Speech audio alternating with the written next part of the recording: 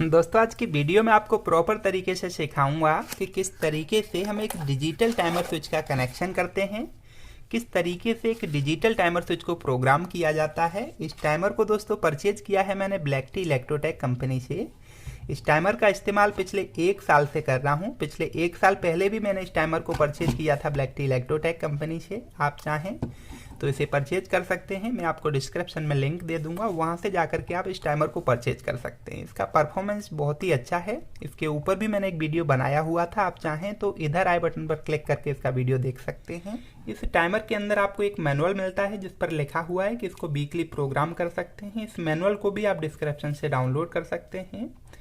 इस टाइमर को लगा करके दोस्तों आप अपने घर में लगी हुई झालर, घर में लगे हुए झूमर, या जो बाहर आउटडोर में आपकी लाइटें लगी हैं, या फिर आपका कॉरिडोर में जो लाइटें हैं, इन सभी को ऑटोमेट कर सकते हैं। आप चाहें तो दिन में उनको 20 टाइम ऑन एंड ऑफ कर सकते हैं इस टाइमर के थ्रू। आप किस पर बेसिक हाईलाइट कुछ देखें तो जहां लिखा हुआ है लाइन और न्यूट्रल, मतलब इस टाइमर को आपको घर में यूज होने वाला फेज एंड न्यूट्रल देना है 1 एंड 2 नंबर पॉइंट पर, जो आप इधर देख सकते हैं।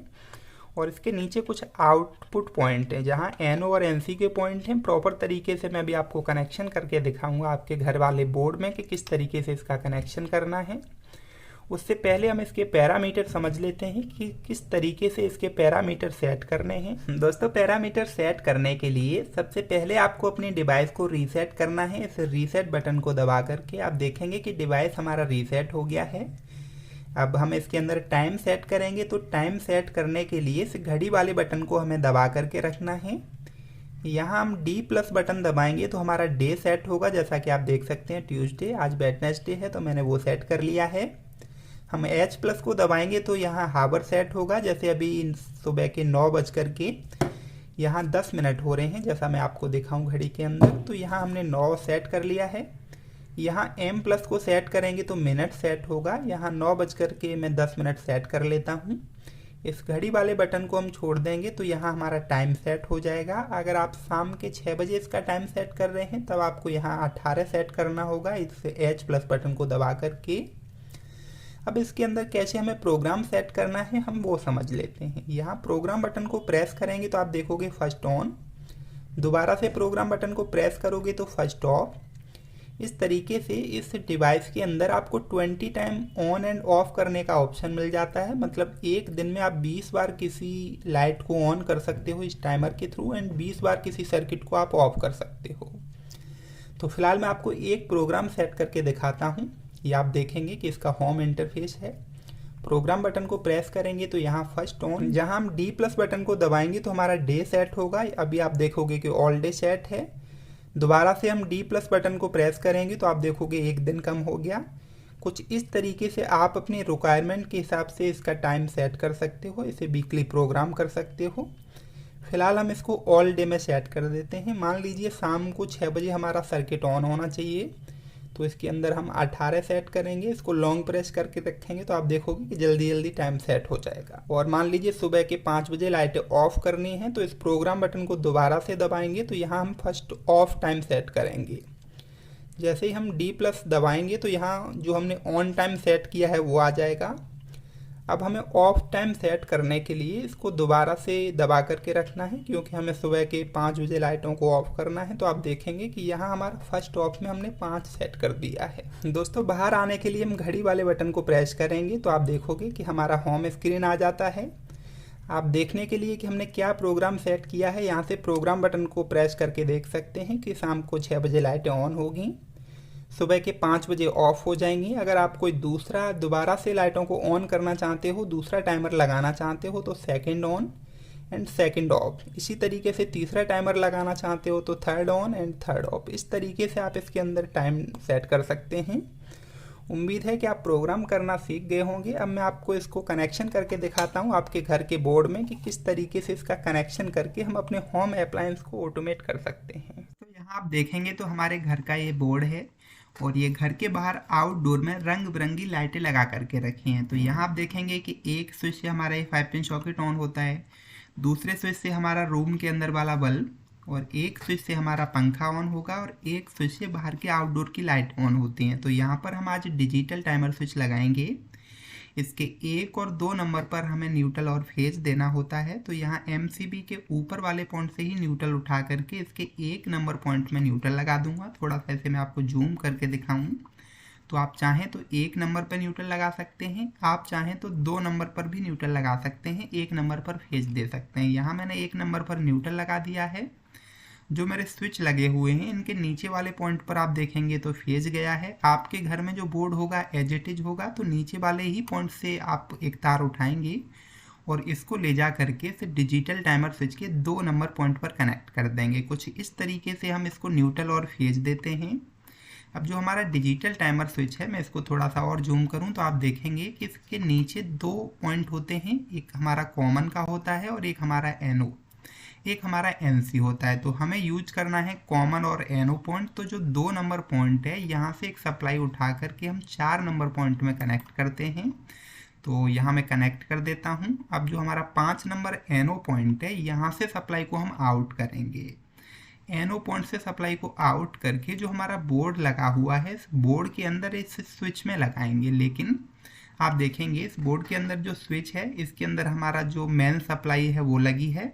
तो इस मेन सप्लाई वाले तार को हम यहाँ से हटा देंगे और ये जो मेन सप्लाई है इसको यहाँ से ले जा करके इस वाले पॉइंट में कनेक्ट कर देंगे। मतलब एक स्विच हमारा फ्री हो गया। जो हमारी सप्लाई से वायर आ रहा है वो 3 स्विच के अंदर है, जिससे हमारा ये 5 पिन सॉकेट, बल्ब और पंखा चलेगा। और इस डिजिटल टाइमर के अंदर जो हम प्रोग्राम करेंगे उसके थ्रू हमारे ये बल्ब ऑन होंगे। तो इस बल्ब वाले स्विच पर हमने लगा दिया है अपना डिजिटल टाइमर स्विच का आउटपुट। इस स्विच को आप ऑलरेडी ऑन रखेंगे, आप चाहें तो मैनुअल यहाँ से ऑफ भी कर सकते हैं। अगर आप इसको ऑन छोड़ देते हैं स्विच को, उस कंडीशन में जो भी आप प्रोग्राम कर देंगे उस डिजिटल टाइमर के थ्रू ऑन एंड ऑफ होते रहेंगे। तो मैं आपको प्रैक्टिकल कनेक्शन दिखा देता हूँ। दोस्तों, जिस तरीके से अभी हमने एनिमेशन से कनेक्शन समझा था एज इट इज यहाँ मैंने आपको कनेक्शन करके दिखाए हैं। ये हमारा पावर सोर्स है जहाँ मैंने RCC भी यूज किया है। आप चाहो तो यहाँ MCB लगा सकते हो जहाँ मेरा न्यूट्रल और फेज जा रहा है। इधर आउटपुट से न्यूट्रल एंड फेज मैंने इस टाइमर को दिया है 1 और 2 नंबर पॉइंट पर। यहीं से एक वायर से लूप उठा करके इसके कॉमन पॉइंट पर और NO से एक पॉइंट आउट करके जो इसका NO टर्मिनल है 4 नंबर, यहाँ से सप्लाई आउट करके इस बल्ब के अंदर मैं लेकर के गया हूँ। अभी आप देखेंगे कि 10:49 हो रहे हैं। मैं थोड़ा सा इसे जूम कर देता हूँ जिससे कि आपको देखने में थोड़ा सा आसान लगेगा। यहाँ मोबाइल के अंदर आप देखोगे तो 10:50 आज ट्यूसडे है। यहाँ हम छोटा सा एक टाइमर लगा लेते हैं। 10:51 पर हमारा LED ऑन होना चाहिए। तो टाइमर सेट करने के लिए हमें प्रोग्राम बटन को प्रेस करना है। D+ बटन को दबाएंगे तो ऑल डे सेट हो जाएगा। पर्टिकुलर किसी एक दिन के लिए भी आप सेट कर सकते हैं। फिलहाल हम इसको ऑल डे के लिए सेट कर लेते हैं।